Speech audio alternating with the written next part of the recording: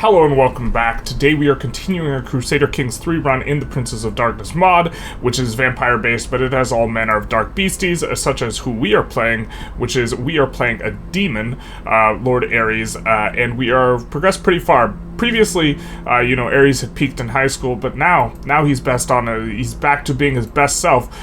In last episode, we formed the Mighty Legend for a mighty endeavor for Namaru, and we did this in opposition to the Inquisition, which is now starting to root up, which is causing this new class of characters, Hunter, to pop up very, very strongly in various places. They have massive armies, and they are kind of wrecking a lot of the established order of things, of these dark beasties that go bump in the night, and so we did engage in a lot of fighting of them. Also, what happened last episode is, I think this was last episode, and if not, it doesn't really matter, because we just want to rub it in his face.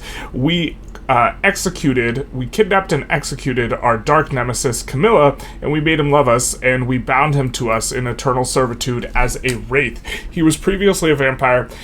He, of course, got a lot weaker because he no longer has access to any of his vampiric powers, but we don't really care because he's our wraith, and he's immortal, and he'll serve us for all of eternity for the sin of destroying Carthage. This is what he did. It is his command that took down Carthage, and it is for this that we have, destroyed him. This episode might be the last episode, not 100% sure, but we are keen on getting into the decision for Primordial Sin Dragon, which only requires us to get our fervor up to 100. We've fulfilled all the other requirements. We will also look to try and get some of the other ones if we can, like Corrupt the World, but I think that every de jure county in your Celestial Empire, the dream, must be sinful. This might be a little bit difficult. We'll see what we could do. Celestial Empire, I think that if we take a look, we can see the dream.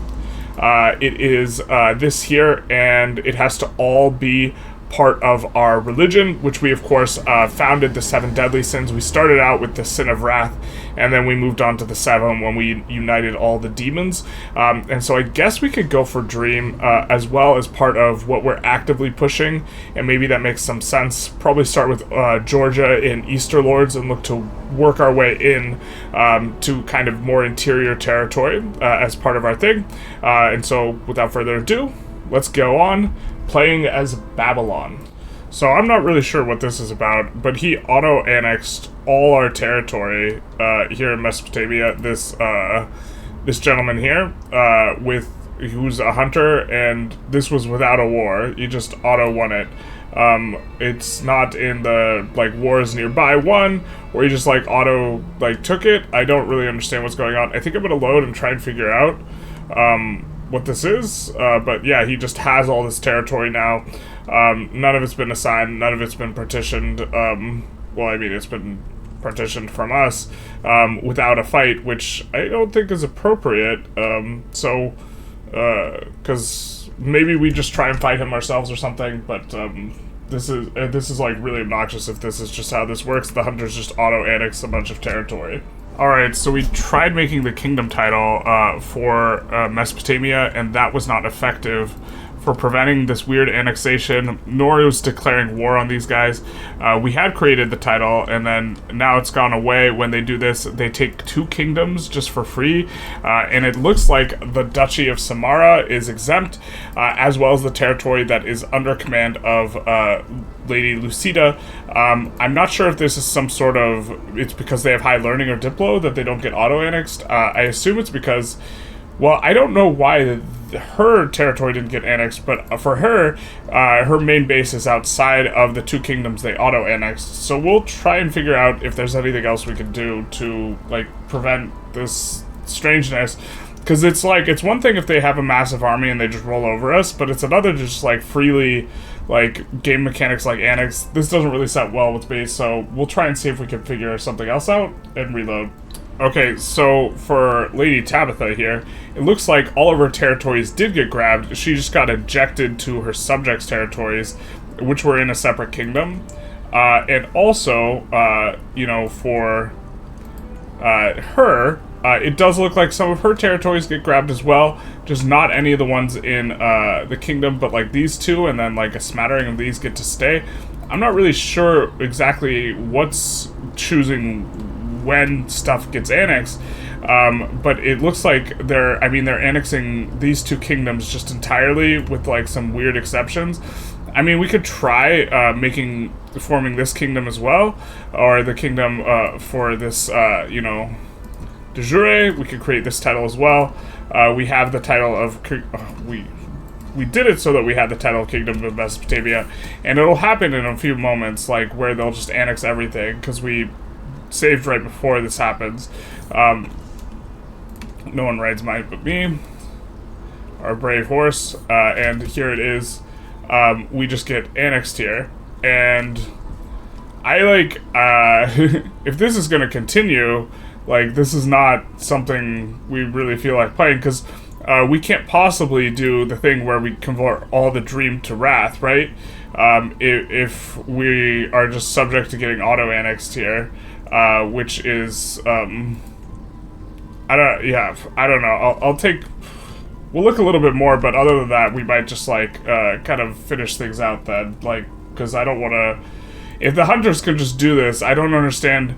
There's, like, no event, there's no pop-up, there's no explanation of anything, so I really don't understand what's, like, I don't mind the hunters being really strong and being able to undo, like, what we're doing, and maybe there's a pop-up if you're a vampire, but we're just not seeing it, and we're just getting wrecked here, and I have no idea what's going on. Alright, well, as frustrating as this is, I can't figure out how to prevent this. We're gonna continue, and then if they annex anything within the dream, I think we're just going to call it a run, because we won't be able to do kind of further things, but we want to see a little bit more of the journal entries / decisions. We did hand out this kingdom before it got annexed, and we handed out this kingdom here before that got annexed. I think we hold the title for Mesopotamia still ourselves, so this should be... I thought we created this. Did it auto-delete our kingdom too? Pretty sure we created this. I guess we'll load and try and create the exact same condition here where, because I'd love to be able to just like declare war on this guy and just be like, seize all de jure lands, but it just gets this. I don't know what this is about. It just gets a... Oh, this says that she gets a lot. Okay, we get a lot more. Okay, so maybe this is what we have to do. This is kind of silly. We'll make sure we have the Mesopotamia title too then, before we pop that war off. I don't know what to make of this. Alright, so we managed to win a war against these guys and win all this land back. We're currently in the middle of partitioning it, as well as kind of tidying up a whole lot of places, because we spent so much time kind of meticulously assigning these people to these places before, and now it's all been undone, so we're going to be trying to redo that again. We also managed to finish our inspiration here for new Lacedaemon scale armor, which is not particularly useful because we're already maxed out on prowess, but we'll still equip it because it's going to be better than nothing. We could also think about changing up our weapon, because we actually don't need this prowess per level of fame to be at 100 prowess, I don't think, at this point. And we're not doing too well in the other trinkets department, so maybe we want to do something for stealing, some sort of thing. In here, we have started to recruit, in particular, looking for high prowess guys to be in the duchies that we are planning on owning the capital duchy of, and just putting these guys here so that we will have these knights. That's kind of what we have remaining to fill out. We want to fill out with knights that are 40 plus, something like this. We've assigned a few spots over to people, giving them kind of the full duchies, which will allow them to hopefully potentially expand. Julian Caesar overall is kind of the best, and if we were to give over the kingdom, we would give it to him. We also have a Lady Maro, the Sage of the Euphrates, which is, you know, she's going to be well placed. And then we gave this province over to Helen of Troy, so that she could potentially expand up into this direction, because she will have an adjacency there. So that's maybe something that can be done. Also in this time, we have managed to recruit Dir and Kidu, the Noah, to kind of pair with our previous recruitment of Gilgamesh. This was Gilgamesh's boyo, born in the height of Sumerian culture near Ur, and we could maybe give him some territory, but I think we like him as our caravan master because he's pretty good, and keeping him around as our own hectare. Enkidu was plagued with dreams from a ziggurat erected in honor of the moon by the Gangrel Antediluvian. Eventually, they became so intense and threatening that he ventured to the temple himself in order to challenge the being that sent these dreams. Instead, he was inducted into Anonia's brood and received embrace, i.e. became a vampire. His fellows revealed that his sire struggled to keep the ancient ghoul known as Typhonian Beast, a creature created by Set, under her control with animalism and sealed it within her own body. The Antediluvian would not kill it, for it was the last of its species, and Enkidu had been chosen to be the successor, also containing other rare species within his own body. Quite monstrous. He was trained for a century until the Setites sacked Ur in order to obtain the Typhonian Beast. The battle between both clans was vicious and bloody, and despite the ferocious fight, Enkidu had to escape from the burning city. In the following centuries, he shunned civilization, hunting the kindred and mortals alike without remorse, harboring seething hatred against both of them. He still continues the urges of Typhonian animal within him to this very night. And so that's a little bit of an interesting backstory, very animalistic. In like historic, Enkidu was, I believe, the companion of Gilgamesh, historically speaking, or in terms of the historic literature. Enkidu will continue his duty for centuries, making enemies of the whole Canaanite world. He will be put on a red list by the most wanted list for vampires and attacked by a formidable force in the mid-2000s. He will be defeated there and seemingly killed, but his bodies or ashes will never be found. So in the county of Ceres, we root out the last of the Inquisition that's in our territory, so hopefully we won't get any more annexing events, because I do think that these guys controlled one little bit of the kingdom we are in, and maybe that's why they were able to just like auto-annex us. We do have to maintain some caution for this. Also, our guy in Algeria is doing work over here, almost getting enough of Macabre for us to conquer our own, or to declare a kingdom. Probably going to give it to him, and then give the kingdom of Tehert over to her, and so she will be better poised to push south. Really kind of a little surprised that Hannibal's not pushed south, but instead Hannibal has been pushing up here, and so it's a little weird to see the Africa tag up here.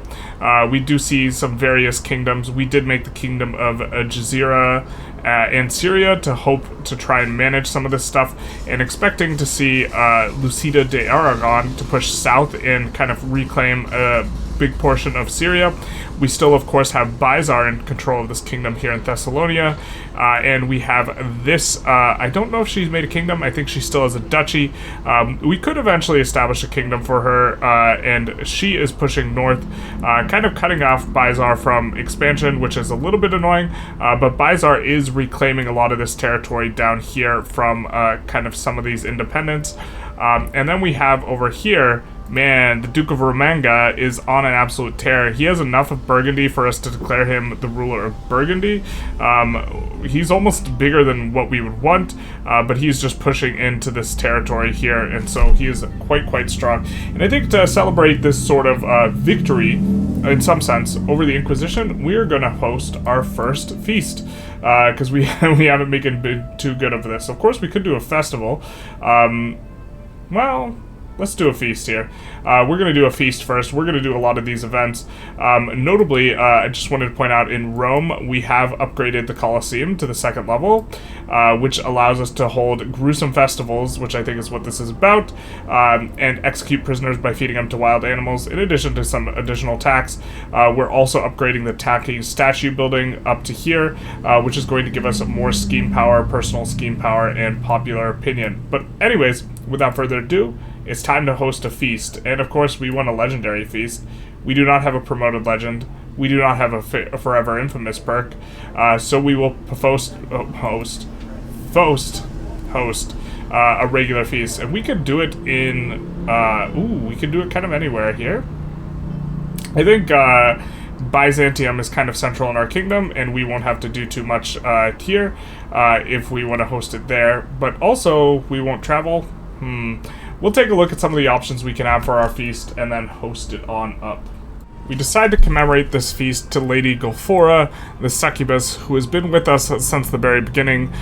She's grown quite strong in her years in time in service. She is, of course, demon alongside us, and she was one of the OGs. So we'll say we have a lovely time ahead of us here, and proceed on with the feast. Now, we also got a dog. We'll name him Nosewise, because his nose is, of course, very wise. And I think that... Are we getting our feast on here? It looks like, okay, 8 months until it begins. Holy schnapples. Okay, well, we're waiting on a bunch of guests. 8 months. Fair enough. So while we wait, we decide to travel deep into the spirit realm, and we get a nice little quest, which rewards us with a little treasure. So we have a few options. We have Scheme Discovery Chance -5%. This Jack-o'-lantern pedestal item. I don't think we have much pedestal items. Amulet of Kinship, Domain Taxes, Same Faith, plus 5%. Seems pretty strong, especially because we have a bunch of open slots for the trinkets, and then we also have Famed Furniture, which we have a bunch of open slots on as well. Different Cultural Opinion, plus 10. Scheme Discovery Chance, plus 50%. That's a lot. Cultural Fascination Progress, and Learn Language Scheme. We could also sell them for 75. That seems... Or we could reroll. I mean, I think the lens of Zadkiel seems really good. Zadkiel is an... Ooh, it even has its own flavor, so this is super rad. Zadkiel is an angel of knowledge and understanding. The fetish that bears its name is... that bears its crystal is a... That bears its name is a crystal lens with a diameter of 6 inches. Around the circumference of the lens is a binding...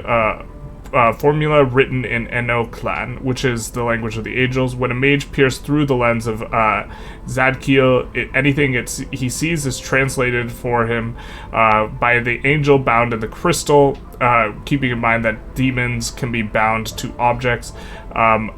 Foreign languages, high-level encryption, and even werewolf glyphs and strange sides of imbued hunters are made clear as day. The lens also sees through magical illusions, vampiric chemistry, and reveals even the most convincing holograms for what they are. I think that overall this seems like the strongest item, and we have open slots for it in terms of the furniture, so I think we're going to take it. Don't want to risk the reroll, but it was a nice trip to the spirit realm. We'll have to make sure to come back to Earth, because obviously you don't want to get trapped in the spirit realm, and then we will shapeshift yet again back to our, form, which we lose every time we do this, and then we will need to, of course, reveal ourselves as the darkness incarnate in order to gain back our resource there. It's feasting time, baby. Welcome, everyone. The feast begins. So we're going to have ourselves a nice little feast time with plenty of events. The Lord, the wine, we cracked the next barrel. It's all gone bad. It's all gone bad. This is terrible. We'll say the wine merchant is... Well, everyone loves us anyways. We'll take the money. We'll take the money and we'll run. We can reduce stress. Not really too much of a problem for us, so we'll just gain the prestige. We'll take a little bit of a pause. These raiders do be raiding. And so, oops, looks like we get a little bit of deliciousness. Loud crash resounds through the great hall as one of the doors to the service quarters break. In a barely clothed tumble, my son, and my caravan master, spill out of the floor in front of everyone. It do be like that sometimes. Sometimes you're dipping the wick, so we'll continue on. Little candlestick action. As plate after plate of food is brought into the great hall, an unmistakable smell reaches me, and I smile. That's my tedious daughter, Philanius. That's our daughter? When did that happen? She's got every stat in the book. Irritable, scarred, and of course a Lanham. I bid you welcome, and I pray the food is to your liking, especially for you. Wait. She becomes a rival? Yeah, okay, we'll get a weak hook on her. We don't want to do our rival or do our daughter dirty like that. And she will get highly esteemed for an extended period of time. That's pretty nice. I think that we can do that. Yeah, let's do it to Lady Gulfora. She has helped us out throughout this entire run and been quite powerful, and so we'll give it to her. To the start of a wonderful journey, this boyo gets wrathful. I think that we will be able to invite him, or we will be able to corrupt him, as of course kind of our step. first you tempt him to be wrathful, then you tempt him to join, you know, your sin. And did we still have the feast? And with all that, it's done. And so let's see what we get here. Everyone gains opinion of us. Meh. Every non-courtly attending vassal gets a little bit less opinion. We get some prestige. We gain progress towards the eager reveler trait, which is really what we want, is the eager reveler trait. Main reason we were doing this. We gain legitimacy, we lose stress, and we gain great banquet for an extended period of time for 5 years. Development growth plus 20%. That seems pretty good. So just let's take a, well, we'll finish the feast in just a moment. Successful temptation. We might be able to get her to our side now. I'm sure the next feast will be even better. 10 court grandeur here. But we see finish the feast, we'll get all the stuff. And then this is someone who I think we were converting. She's quite strong. She is heir to the throne. I believe she has a big entry herself. She was born and raised in Alexandria during the Muslim occupation and control of Egypt. Her mother was was a native Egyptian, and her father a wealthy merchant. We're going to skip through some of this.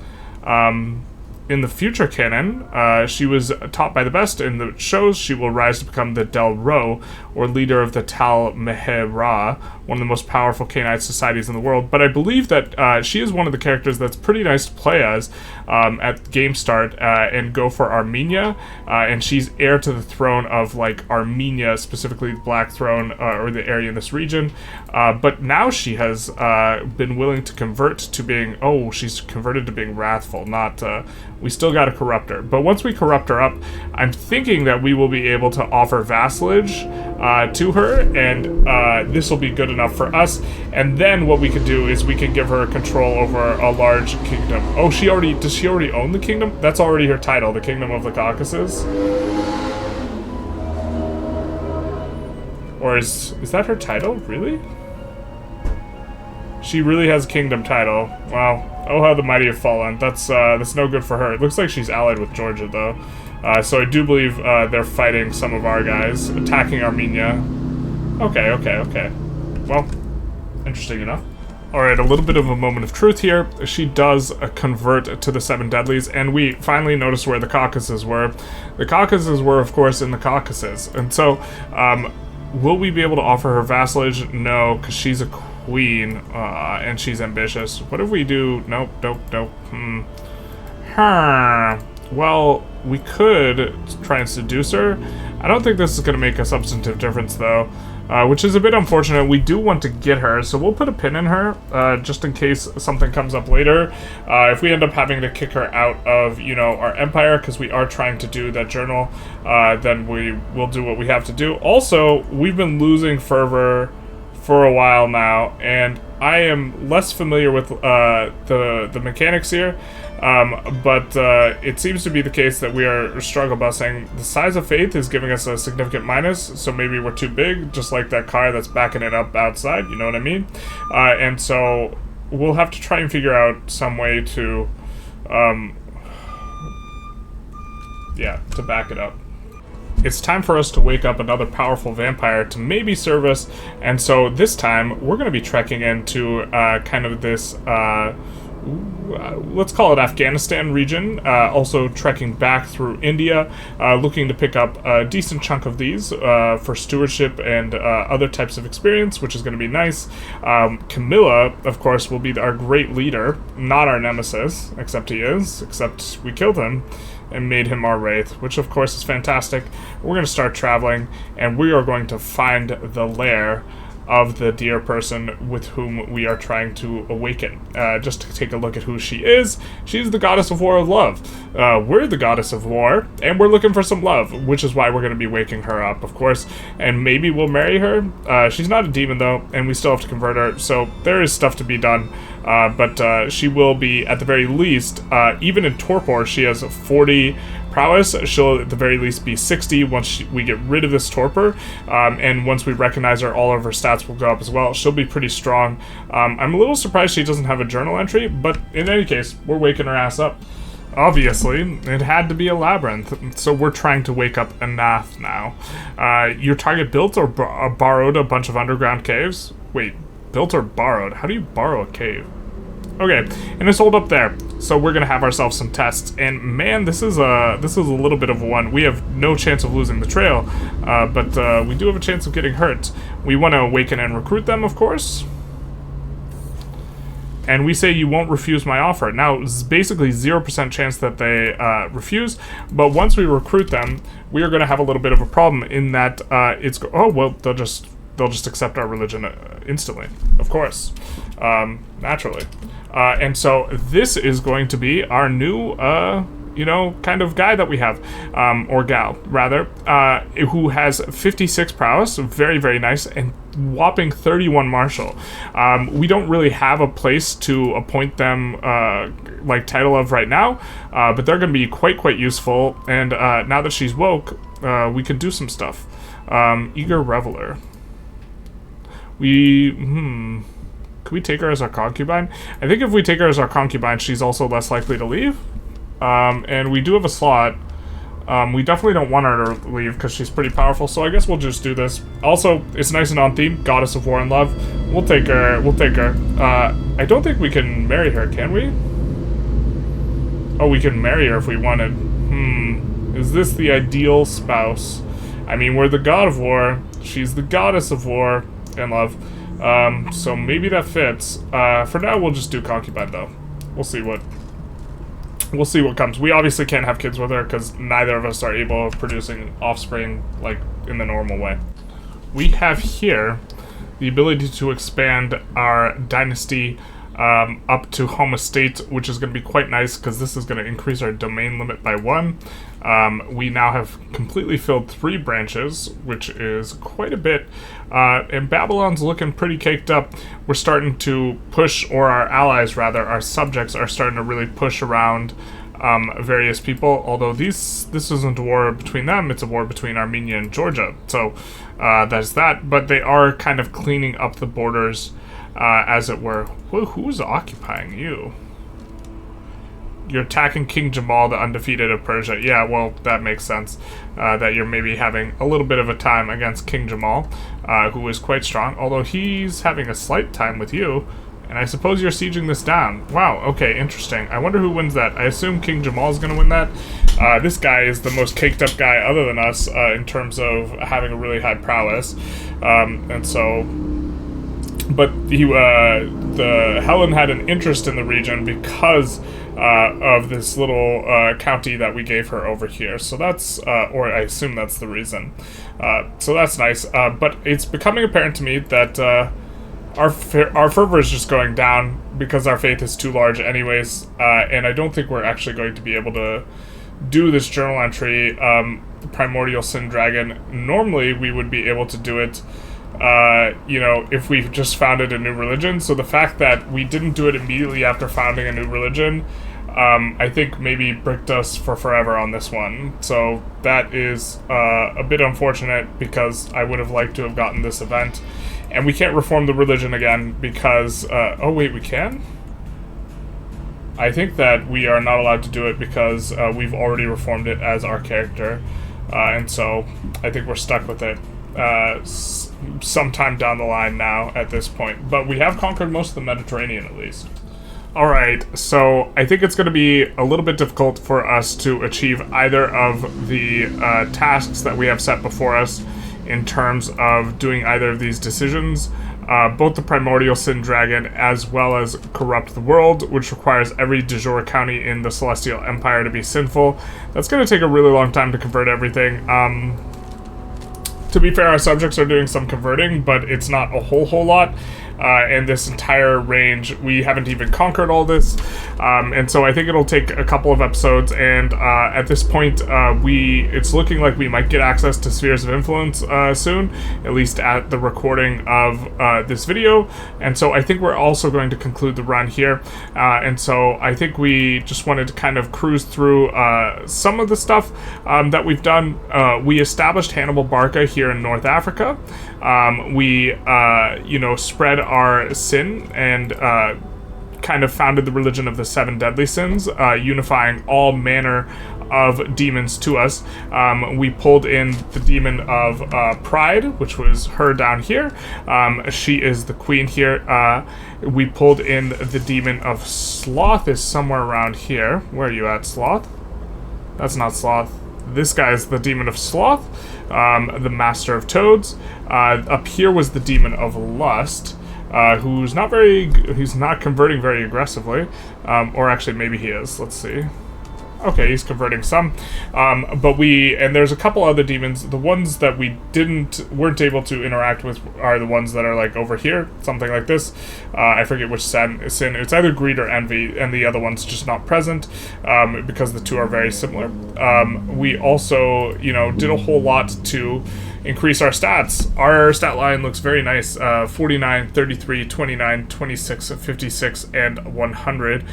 We could take a look. We are getting a ton of modifiers. We do have a good host, which is somewhat of a variable one, but we've managed to accumulate a lot of different stats over time. And so just going to kind of cruise through and look at some of the various modifiers that we have for this, making us quite strong. There's really a lot for learning. Our learning's been good for a long time. We started out with Brilliant Strategist. I think we had Blade Master as well. We became a Demonologist. We didn't become a Diabolist. Maybe we were missing something and we missed out on some content not becoming a Diabolist. But we have a variety of kind of traits that we've acquired over the course of time. Really a lot of leadership traits. Irritable, that does sound like Aries. We didn't get to the next level of Pilgrim, which is a little bit Sag. We start with Heraclean. We've been executing a lot of people, so this is why we have the demon trait path really far up. We did become a super veteran traveler and a nice confider. Also, just kind of looking at some of the more worthy or noteworthy people, we have Marco Polo, who of course is historic. We gave him charge of Sicily. We have Helen of Troy up in Sardinia, and of course, who could have Helen of Troy without Menelaus, who is just a little bit north. Pretty strong has been the Duke Christoph Romuald, who, if I recall correctly, we got our special sword from. We'll cover our special sword in a little while, before giving him this spot. The Spoleto guy is doing pretty well as well. This is another great person who appeared. I don't know if he's historic or it's just a made-up one, but that's Theodora Meticaches. I don't really know the name. Excellent stat line for him. Our Romanga, Lord Owain Logok, the Red Hand, also really good stat line. He's managed to conquer quite a lot up into here as well. Kind of cruising down in this direction. We also did get Lucida de Aragon, who is an important character in terms of the lore. We gave her Syria down here. I think Jazeera is not so important. And then we got the founder of Byzantium here, Lord Bizar, Byzantium's architect, or he was kind of behind the shadows responsible for the building up of the great city, and we gave him some territory kind of close to his home, or where he worked, his place of work, as it were. And then, actually, finally, we also got Artemis, the Battle Maiden, on our side. She has a little bit more scattered holdings. She's got a little bit here, a little bit over here. I think she's got a little bit more. We were going to feed her some more territory. Maybe we even feed her something out of the newly conquered Croatia stuff if we were to continue playing down here. Let's take a quick look at our inventory and our court stuff. We have not so good on the trinkets. We probably could have spent some time trying to min-max our inventory a lot better, but we do have perfume because we smell bad. The truth hurts, and this gives us attraction opinion. The truth's nice, and some renown. This weapon has been insane. It has given us like 30 prowess. We acquired it kind of midway through the campaign, and it has, ever since we got it, we binked up to 100 prowess, and so we've been in good shape since then. To be fair, I think we could unequip it and still have relatively high prowess. In fact, why don't we just take a quick look at what our prowess is without this thing. Our prowess is 97 without it, so we could equip a weapon that is giving us something other than just raw prowess, something useful at this point, but it was very useful when we first got it. We got a little bit of some scale armor. It's an excellent regalia here. And this famed headgear, Masker's Eyes. And so this is pretty nice for the extra Diplo range that we've used to kind of acquire and pull various people, you know, great people into our nation. We'll take a closer look at some of those as well. Let's take a look at our royal court, because we do have some nice little items here. So we'll go into our court artifacts. Furniture we didn't have set.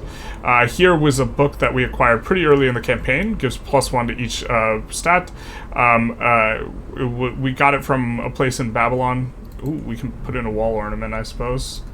Camel's head, big nice. Here we have a Mighty Endeavor for Namaru, which was our legend illustrious book.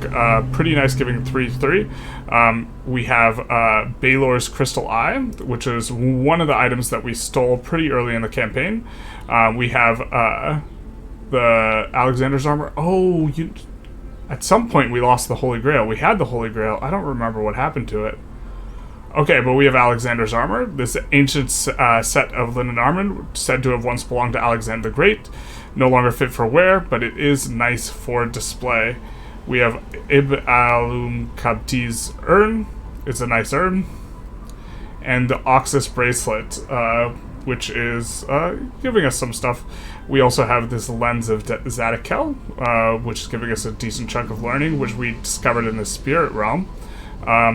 During this run. We have some tapestry stuff that is reasonable. I think that the number of knights is kind of the modifier we've gone for in a lot of places. I don't think we have claims. Oh, we have claims over this. This is what happened. He jacked our Holy Grail, so I don't remember what happened there, but when did he jack our Holy Grail? What's that about? Or he stole it back. Maybe we misclicked when he just asked for it back. And, you know, maybe we could just,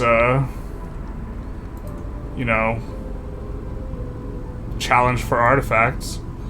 He would accept, we would win, so, but the Holy Grail does literally nothing for us, so it's only useful if you're a vampire, which we are not. I think, let's take a close look at some of the characters in our realm, because this is, more than anything, this is really what we focused on, and so we're gonna say, inside of our top realm, we're gonna sort by some of all skills, we recruited a lot of people here. We recruited Set's Worst Nightmare, who has a whopping 57 on Intrigue. We were going to give her some land. She currently doesn't have any land. We have her as a courtier and cultist. But absolutely insane stat line. She does have character lore, where she was a priestess of Isis, the main foe of Set at the time, and she, the Setites is a vampire sect that worships Set, and she will continue to fight against Set, but her callousness will make her few friends. Yeah, with that amount of intrigue, can't have friends like that, but okay. This guy is the great enemy, who is sleeping in our territory. I do think they have some territory where he comes back, as kind of the endgame thing. You can see all of his stuff as you lose. But this isn't our guy, so we'll masquerading as Aztec divinity. But he was in torpor, so he's sleeping right now. I think there are some things that wake some of these spooky guys up. We have Camilla, who is part of our, you know, group. We turned him into a wraith. He was our nemesis throughout most of the run, and then we slayed him and made him serve us in his undeath for all time. We have the Goddess of War and Love, who we recently picked up this episode, and we were thinking of marrying, but instead we made her our, our concubine, at least for now. This guy, is he? No, he's not here. This isn't inside. Okay, let's do relation inside top realm. Okay. We got Menelaya. We went over Menelaya before we went over. Let's see, who have we not gone over? We also got her, the Dark Priestess. We were going to grab her a big chunk of Bahrain, but we gave her just a little county here. For now, I was thinking we might make her Queen of Bahrain. Very good stat line. She also has a journal entry here. This guy, we were trying to get this guy to come to our place for... Actually, we should have just given this guy more stuff, but we gave him this little county here, so that he would forever be a knight of ours. We gave her this territory in the north with the idea that if we ever expanded, we would be able to give her a really big chunk. She is one of the kind of the better guys. This is, again, the Demon of Lust coming in. We got the Lady Morrow, Sage of Euphrates. Kind of did her dirty. She probably deserves a little bit more, but, you know, she does have an entry earner herself. Barbarian invasion laid waste to her parents. It's so cool seeing like how much lore and various things there are in all these spots. We have Artemis, who we already talked about. We have Lady Anathesia of the Aegean Islands. I think she's our blood, yeah. So she's a member of our family. There's like some sort of events that give us characters, and so I don't know what to make of them. Or that give us kids, but we can't produce kids the normal way. This is the Demon of Pride. We have Enkidu, Noah, who is a historic character that we woke up, along with the likes of Bizar and Hannibal, stuff like this. We have... This one is also pretty strong. We converted her and then brought her in, mainly for her prowess, but she also has a really strong stat line as well. We woke up Bizar. This is another one that we collected. Just kind of scrolling through. We never ended up killing the Bane of Carthage, Lysander, but we probably should have. Ultimately, however, Camilla launched the Punic Wars, and Lysander was at the forefront of each and every one of them. During the final battle, so many were lost, including Artemis herself. Tie-in with the Artemis lore. Lysander emerged scarred, but otherwise intact, having taken on the final Brujat, that is the Carthaginians himself. On his orders, the Roman armies razed the city to the ground, killing thousands of the rest. We were planning on killing him, but we never got around to it, / he was our subject. We have Gilgamesh up in this bizzle. He left our court. We had him in our court, and we were trying to keep him there, but he left our court to go to a family member's court, where they very promptly gave him a position. So now he's a little bit beyond reach. She's also from the House Bizar, which is somewhat notable and kind of cool. The House Bizar has got a tremendous amount of really powerful people. I think that those are kind of the significant ones that we woke up, or at least the significant ones that we can remember. I mean, we also got Persephone and made her our lover, which, you know, Hades has to hate. But, you know, Ares, that seemed like a Ares thing to do. I think we've gone on enough about the characters. Really do love all the lore that's available in here with the vampire mod, as well as the setting of Vampire the Masquerade / A World of Darkness that is used for this. I'm like a super nerd for it, so I've enjoyed doing this playthrough, but I think we're going to conclude it. I wish I knew what information is like typical to show at the end of a Crusader Kings 3 run. I'm not really sure if you guys have any sorts of requests for that type of information for any future runs. I don't know if we're supposed to show why we're making money or like any of this type of stuff. Please feel free to put it in the comments. But other than that, I hope you enjoyed the episode as well as the run, and you know, have a good one. Bye-bye now.